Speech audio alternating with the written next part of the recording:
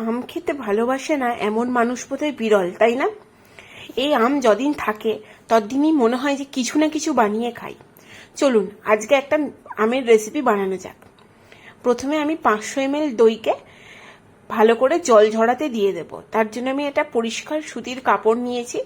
পরিষ্কার সুতির কাপড়ে করে আমি 500 ml দই ভালো করে ঢেলে নিয়ে জলটা ঝরাতে রেখে দেব। অবশ্যই এটার জন্য বেশ খানিকটা সময় আপনারা এইভাবে বেঁধে রেখে দিতে পারেন। খুবই ভালো হয় যদি এর ওপরে একটা ভারী কিছু দিয়ে আপনারা ফ্রিজে অন্ততপক্ষে ওভারনাইট রেখে দেন। তাহলে দেখবেন আপনার দইটা খুব সুন্দরভাবে জলটা ঝরে গেছে। এরপর আমি 3খানা আমের টুকরো করে নিয়েছি। সেই 3খানা আমের টুকরোকে আমি মিক্সিতে ঘুরিয়ে নিয়েছি 3টে এলাচ দিয়ে।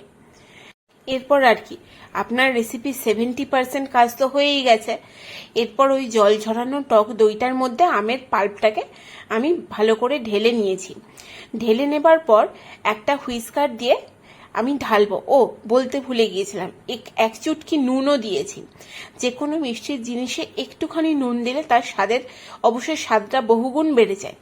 আর তার সঙ্গে দিয়েছি কনডেন্স মিল্ক।